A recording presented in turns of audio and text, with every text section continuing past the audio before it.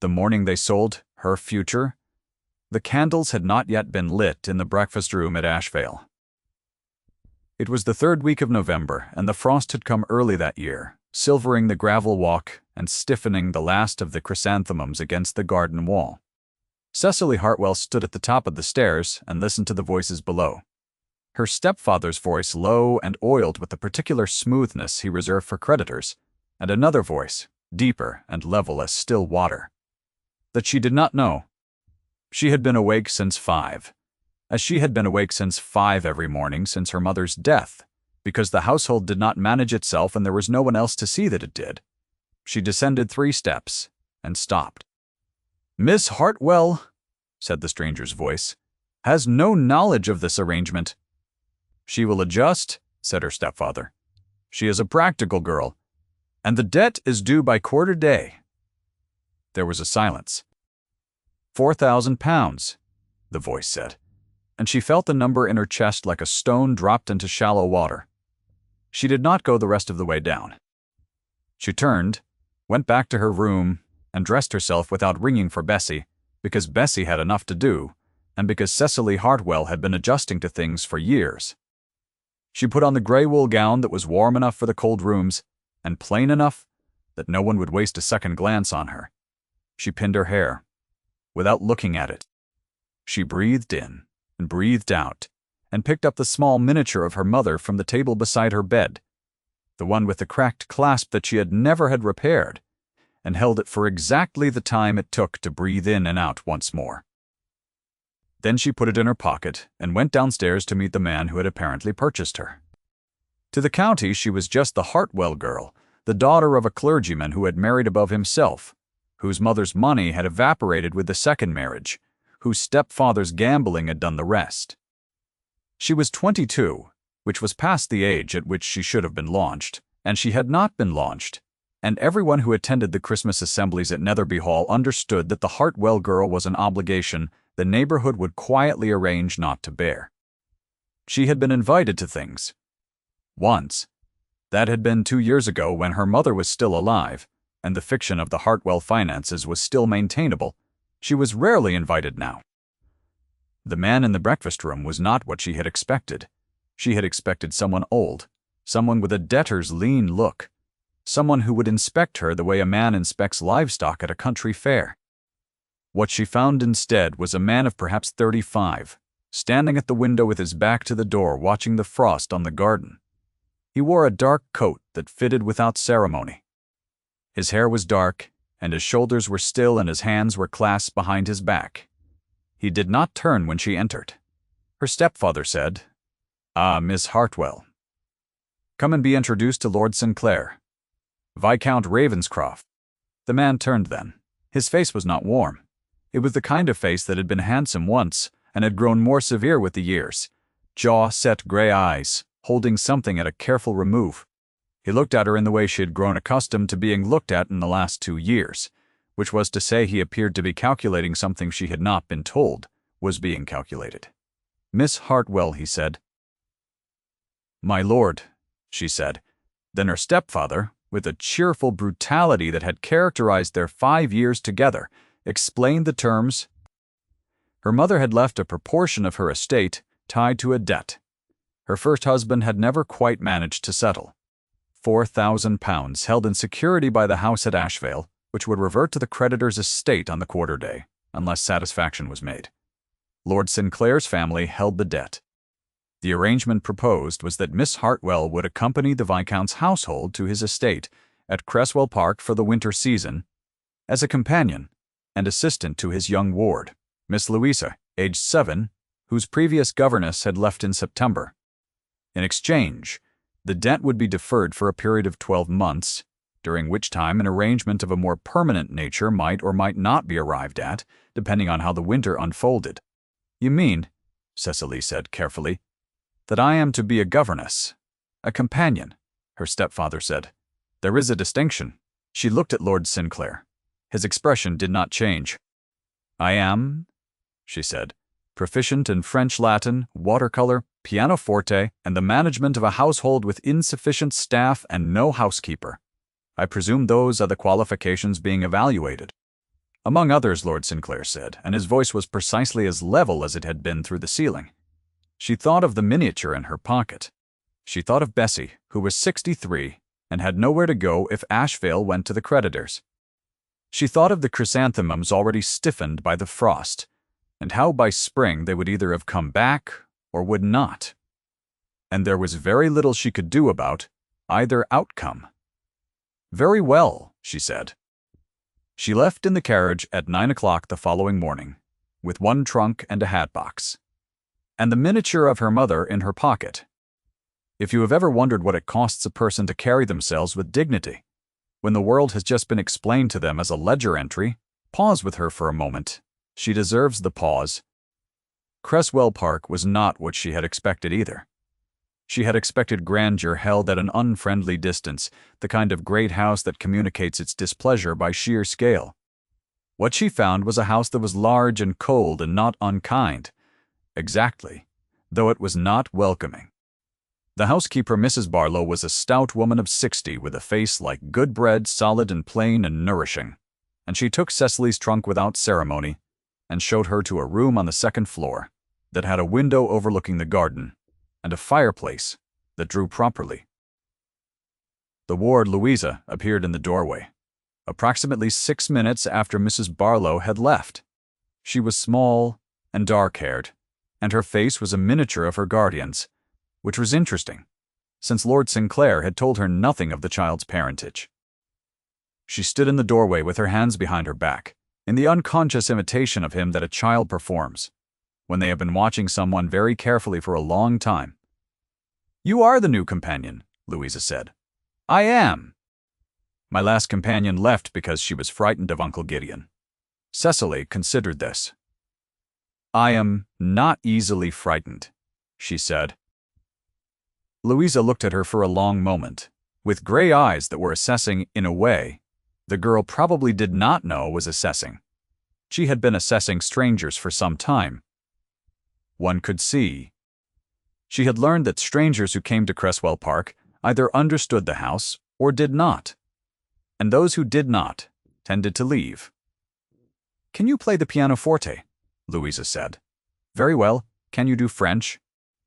"Oui, et assez bien," Cecily said. Something shifted in Louisa's face. Not quite a smile, but its precursor. The last companion could not. She said the French pronunciation was too difficult. "The French pronunciation is not difficult. It is merely different. That is what I said," said Louisa, and came into the room. She sat on the edge of the bed and watched Cecily unpack with the frank attention of a child who has not yet learned to pretend at indifference. She identified each object as it came out of the trunk with a quiet inventory that was, Cecily suspected, entirely intentional. A book, 3 gowns, a shawl in dark green wool, a writing case in cracked leather. The miniature, which Cecily set on the narrow shelf above the washstand. "Is that your mother?" Louisa asked. "Yes. She is pretty." She was, Cecily said. She was also clever and patient, and very fond of music. Louisa was quiet for a moment. Then she said, "Uncle Gideon used to play. He doesn't anymore." The sentence was offered as a fact, with no editorial attached. The way a child offers information that it does not yet know is significant. Cecily stored it beside the miniature in the pocket of her careful attention and said nothing. The arrangement at Cresswell Park was such that Cecily and Lord Sinclair ate dinner together 3 times a week. The other evenings he dined alone in his study or was absent entirely at the homes of neighboring families, whose names she learned gradually from Mrs. Barlow and from the conversation of the under-housemaid who was communicative. His name in the county was of the kind that preceded him into rooms. He was a viscount of old family, twice approached for a seat in Parliament, and twice declining, currently managing the estates of both his own holdings and those left by his brother, whose death 4 years ago had left Louisa to his care. That much she gathered without asking. What she gathered from watching him was more oblique. He did not speak unless he intended to. He moved through Cresswell Park with the particular authority of a man who has never been uncertain of where he stood in a room, and yet she noticed that he paused, in doorways, at the foot of the stairs, at the window of the library that looked toward the rose garden, as if he were waiting for something that was not going to arrive. He was not unfriendly to Louisa. He was careful with her the way a man is careful with a thing he is afraid of breaking, which was not quite the same as tender. Cecily did not comment on any of this. She was there to settle a debt, and to teach Louisa French irregular verbs, and to manage in a house that was not hers. That was all. In the 3rd week of her residence, she was passing the library door at 7 in the morning, which was her habit, to walk the ground floor before the household woke, because old habits of management persisted, and she heard the sound of a pianoforte. The door was ajar. She did not mean to stop, but the playing stopped her because it was very good and because it was unmistakably not at peace. It was a piece she knew, one of the Clementi sonatas, and it was being played from memory, in the dark, without candles, because the dawn had not yet fully resolved itself into light. She could not see much through the gap in the door. She could hear the specific quality of brief in the way a minor third was held and released and held again. She stood in the corridor for perhaps a minute, then she walked on. She did not speak of it, but she registered it in the same careful ledger where she had placed Louisa's remark about the pianoforte, and the way his hands one evening at dinner had gone. Still, when Mrs. Barlow had inadvertently mentioned a name, Eleanor, in the context of a household instruction, and the way he had said thank you, Mrs. Barlow in a voice that meant, please do not say that name again, and Mrs. Barlow, who was wise, had not. The Christmas assembly at Netherby Hall was the event that first arranged them publicly. They went together, which was the arrangement understood by the county, to communicate either an intention or an obligation, and the county was not always wrong. Cecily wore the ivory gown, the good one, which her mother had made for her the season before the money had gone, and which still fitted because she was careful with it. It was not fashionable. It was clean, and it was whole, and it had a narrow silk sash that was the only color she allowed herself. She was aware within 30 seconds of entering the room that several things were simultaneously true. The room was full of people who remembered her from before, who were doing the rapid recalculation that accompanies a woman appearing on a viscount's arm when one had expected her to disappear entirely. And Lady Colborne, who had been her mother's closest acquaintance in the county until the money was gone, had not moved from her position near the fireplace and was not going to move to greet her. Lord Sinclair did not appear to notice Lady Colborne. He appeared to notice nothing very much, his face holding its familiar remove, his eyes moving across the room with the steady, deliberate quality of a man conducting a private inventory. You know almost everyone here, he said as they stood at the edge of the assembly room. I knew them once, she said. They may have revised their acquaintance, I see. It was not a response that required elaboration, so she gave none. A moment later, Mrs. Elliot, who was the assembly's unofficial arbiter, and who had been waiting for precisely this opening, arrived at their side. She was a woman of 50, dressed in a plum-colored gown, whose interest in social arrangement was such that it had occasionally tipped into art.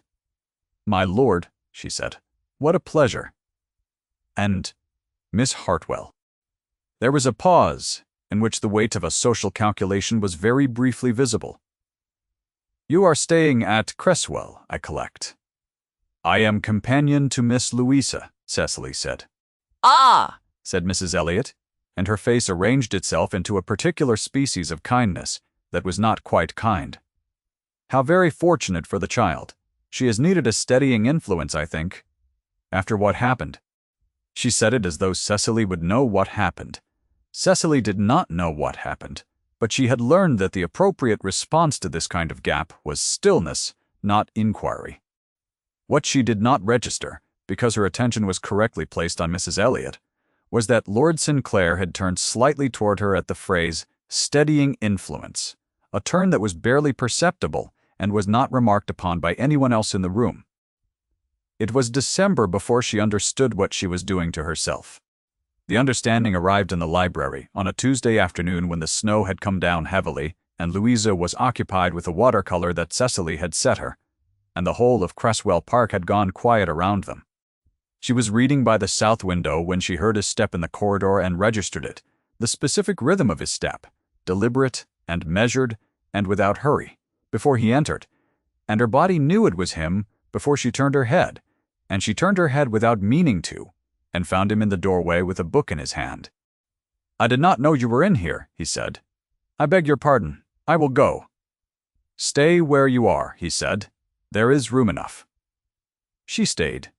He came into the library and chose a chair on the opposite side of the room.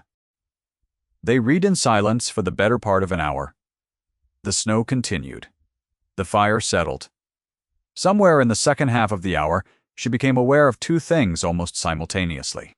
The first was that she had been reading the same paragraph for several minutes, without taking in a word of it. The second was that he had stopped turning pages.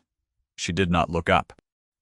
The quality of the silence between them was not the silence of two strangers occupying the same room out of necessity. It had the specific texture of a silence that has been chosen, maintained, and was doing something neither of them had named. She turned a page. It was the wrong page. She turned it back. She was aware of exactly where he was in the room, without looking, which was the information she had been trying not to acquire, and which she now had to manage with some care. She thought of £4,000. She thought of it quite deliberately, the way one presses a bruise to determine its extent.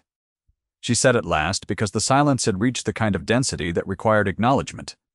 "Louisa told me there was a watercolor she had made that displeased you. I wondered if it was the subject or the execution." "The subject," he said after a moment. "It was of the nursery at the old house. I see. You do not know what the old house is?" "No, you have not mentioned it." He was quiet. Then he said, "My brother's house. He is 4 years dead." "The nursery is where?" "Eleanor, his wife, I am told. She sat there, in the months before Louisa was born. I have no means of knowing this to be true, as I was not there for most of it. She did not look up from her book. "I was in Portugal," he said. "I came back. When I could." A pause. "I did not come back soon enough." She lifted her head then because the sentence required a witness, and she let herself look at him properly, which she had been careful not to do in any sustained way since her arrival. His face was in profile.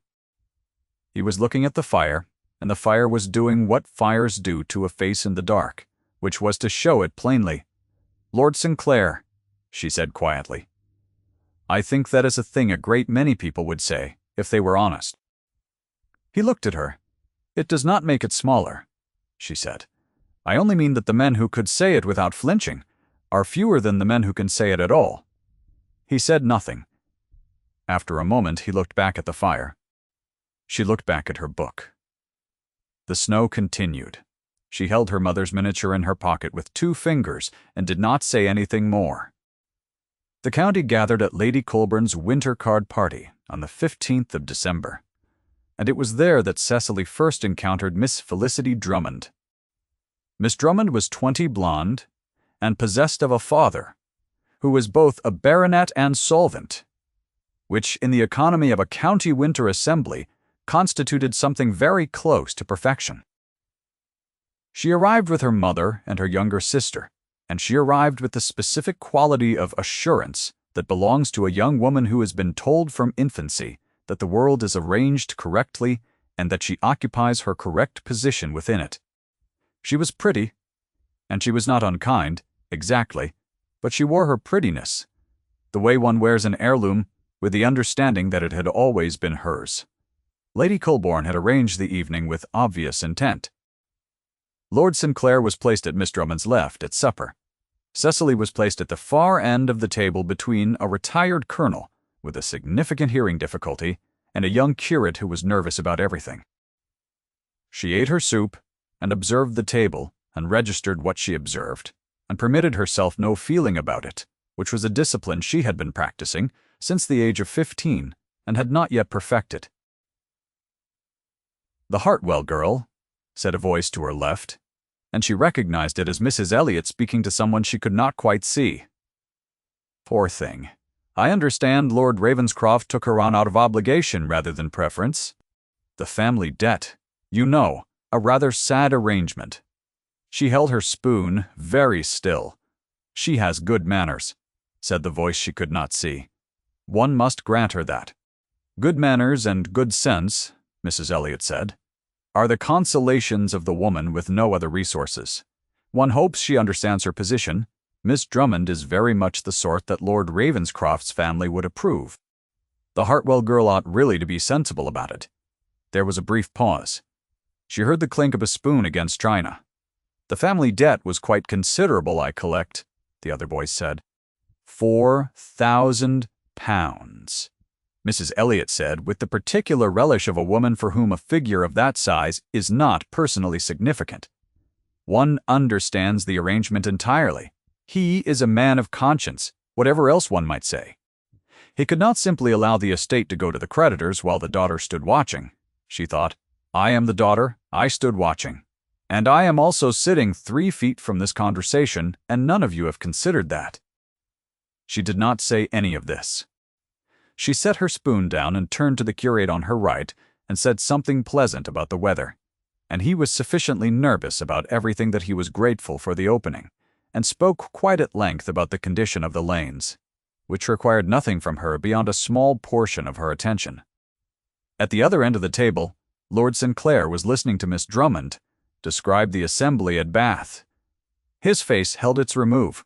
She noted, without allowing herself to note it with any emphasis, that his glass remained untouched for the first 20 minutes of supper, and that his eyes moved once, very briefly, to the far end of the table, and that she happened to be looking in a different direction when they did. January came in hard. The lanes became the curate had been correct about, and the park at Cresswell filled with snow that was genuinely beautiful for approximately 4 days, before it became a problem. Louisa had a cold, and then a fever, and then recovered, and Cecily sat with her through the nights of the fever, because Mrs. Barlow's hip was troubling her, and the nursemaid was 17, and frightened, and Lord Sinclair could not be in 2 places at once. On the 3rd night, he came to the nursery door at 2 a.m, and found Cecily still dressed, reading aloud from a book about a monkey who lived in a fig tree, in a far country which had no educational virtue whatsoever, but which Louisa had asked for and which was. He stood in the doorway. She did not stop reading. Louisa was very nearly asleep. Her breathing loosened from the tight, rapid quality of the fever into something slower and more ordinary. Cecily kept her voice low and even, and did not look up. When the chapter ended, she closed the book. She looked up then, because he was still there. He said, very quietly, "Go to bed, Miss Hartwell. In a moment." "Now," he said, and the word had the precise quality of command she had come to understand was not coldness. She tucked the blankets close around Louisa and rose from the chair and passed him in the doorway, and felt in the narrow space of it the warmth of him in the cold corridor. She did not say anything. She went to her room and sat on the edge of her bed in the dark for a considerable time. In the morning, there was a small fire already lit in the morning room, which was not usual, and a pot of tea already prepared, and a plate of the ginger biscuits she had mentioned once to Mrs. Barlow that she was fond of. She stood at the door of the morning room and looked at these things for a moment. She went in, poured herself tea, and ate a ginger biscuit, and permitted herself nothing more elaborate than that. If you are wondering whether she understood what was happening, she did. She had been understanding it for some time. What she had not permitted herself was the indulgence of hoping, because hope was a costly investment when the ledger was as fragile as hers, and because there was still the matter of £4,000 which sat between them like a fact that had not changed simply because other things had. She was in the garden in late January when she heard Miss Drummond's carriage. It had been a clear morning, and she had taken Louisa out for a walk among the bare trees. And they had come in, and Louisa had gone upstairs to change her muddy shoes, and Cecily was crossing the entrance hall when she heard the carriage on the gravel, and looked out the narrow window and understood what was coming. Lady Drummond and Miss Drummond came in on a call of condescending civility. They were shown to the drawing-room. Cecily came as far as the doorway, and stopped, because she had not been invited, and had no right to enter unless she was summoned. She heard Miss Drummond's voice, bright and careful, and then she heard something else, Lord Sinclair's voice, saying in response to something she had not caught, "Miss Hartwell is not in need of charity, Lady Drummond." I would be obliged if you would bear that in mind." A silence. "Of course," Lady Drummond said, with the smoothness of a woman who has recovered from better challenges than this. "I only meant to say that her position was of a different kind. Her position at Cresswell Park is as I have described it," he said. She had heard the words. She could not have said what the particular quality of them was, except that they landed differently than most things she had heard said about her, which was to say they did not require her to reduce her expectations of herself in order to survive them. She went back upstairs. The day before the county assembly at Netherby Hall in February, her stepfather's letter arrived. She had known it would come. She had known it in the way one knows a season will end. Not a surprise, simply an inevitability, arriving on its schedule. The letter informed her that the quarter day had been renegotiated, owing to certain complications, and that a new arrangement was now under consideration. The new arrangement, as described in her stepfather's particular prose style, was that Miss Hartwell might wish to make herself agreeable to a Mr. Rawling, a gentleman of commercial extraction, who had expressed interest in Ashvale, and who had also expressed, in the same breath, an interest in a domestic arrangement that would tidy up the question of the debt once and for all. She read the letter twice. She folded it and put it in her pocket beside the miniature. She sat at the small writing table in her room and looked at the pattern of the frost on the window glass. Then she went downstairs. She found Lord Sinclair in the library, which was where she usually found him at this hour. She knocked. "Come," he said. She went in. She placed the letter on the desk in front of him. He picked it up and read it in silence. She watched his face and watched the silence it produced in him, the specific quality of stillness that was different from his ordinary stillness. "I thought you should know," she said, "since the terms between us involved the same debt." He read the letter again. He set it down. "Who is Mr. Rawling?" he said. "A man my stepfather considers useful. Do you intend to comply?" She looked at him. "I intend," she said carefully, "to do what is necessary. I have always intended that. It is what I know how to do." He looked at her then, and the look was not oblique, and was not managed, and was not at its careful remove. She held it without flinching, because whatever it cost her to hold it, flinching would cost more. "Go to bed, Miss Hartwell," he said, and his voice was different, and she knew the difference, but did not allow herself to name it. She took the letter back. She went upstairs. She lay in the dark and looked at the ceiling and held the miniature, and did not sleep for a considerable time. She could not, of course, have known what he was doing in the library after she left.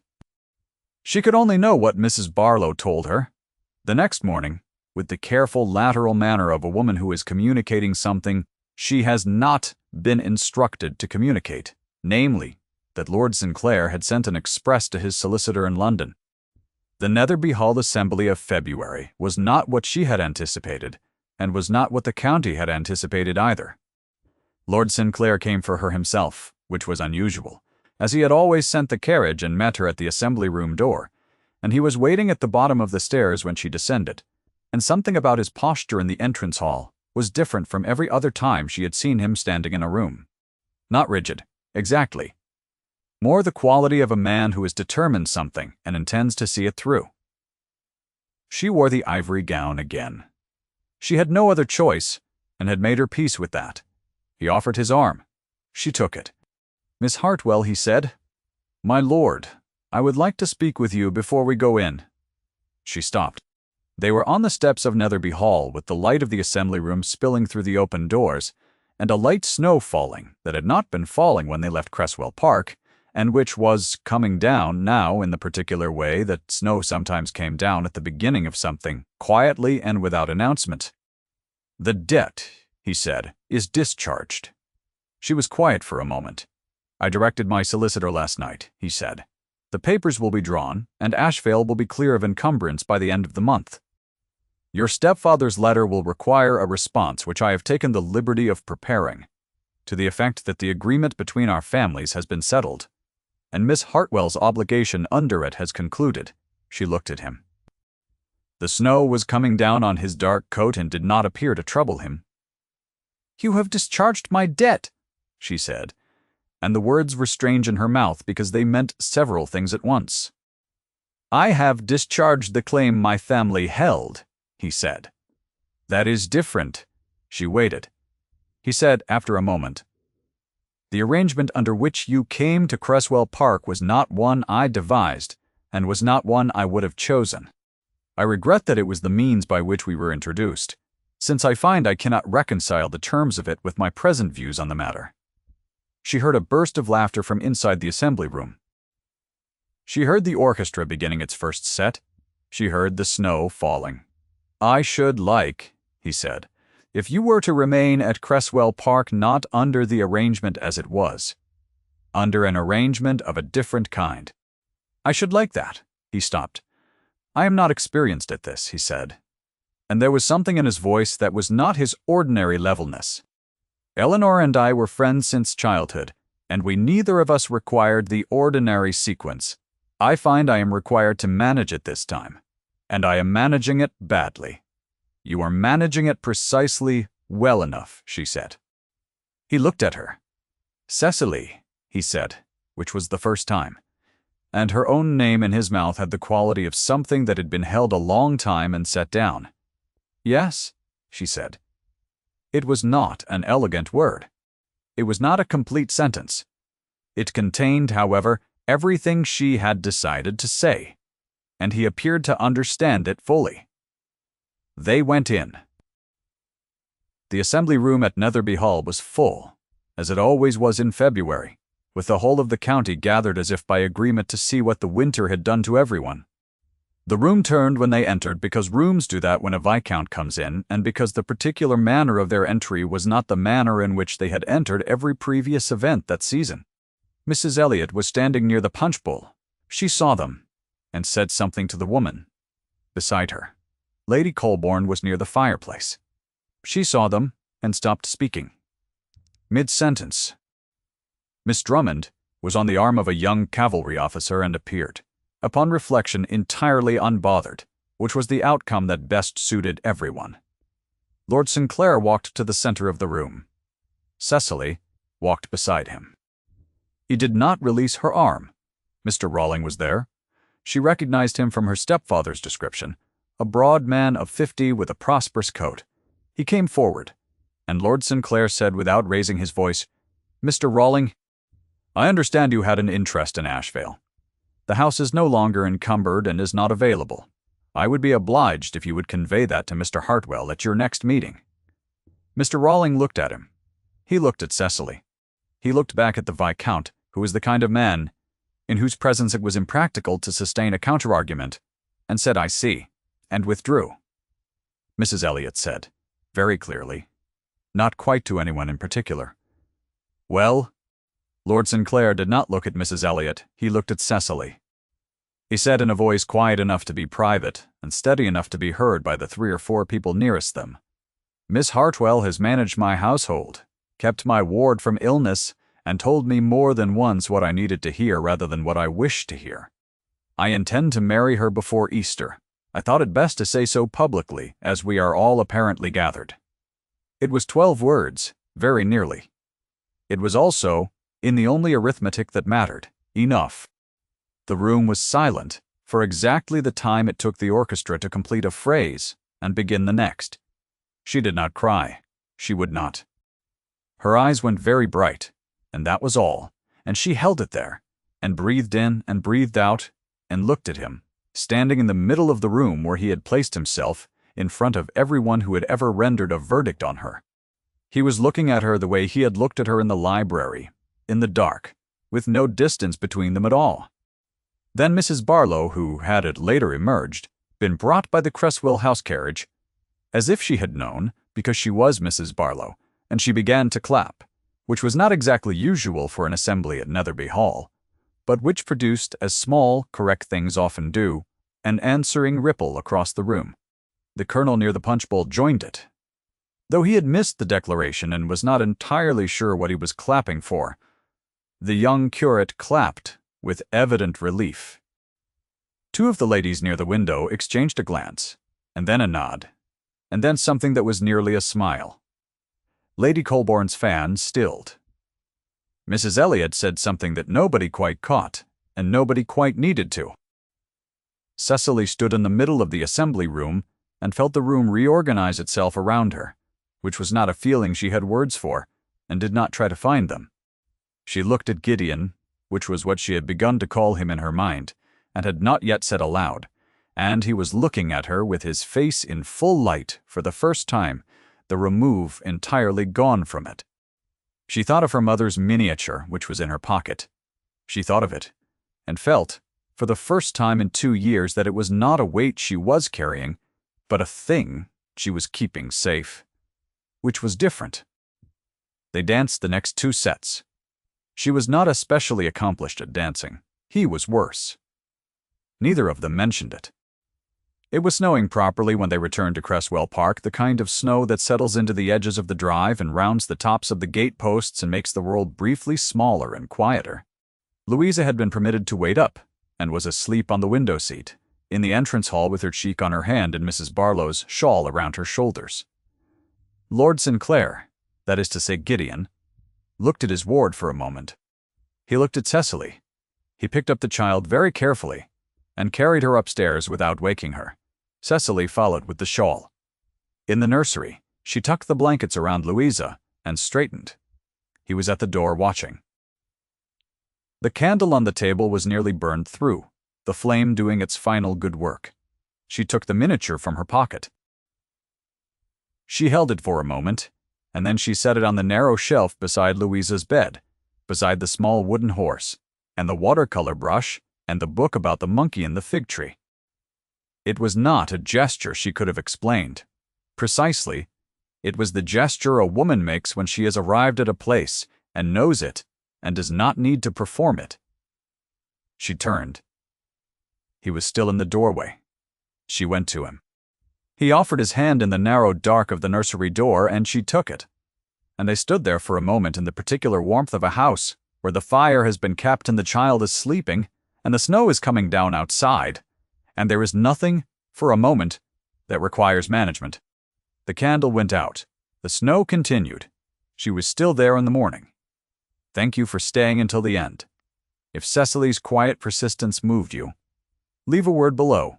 It means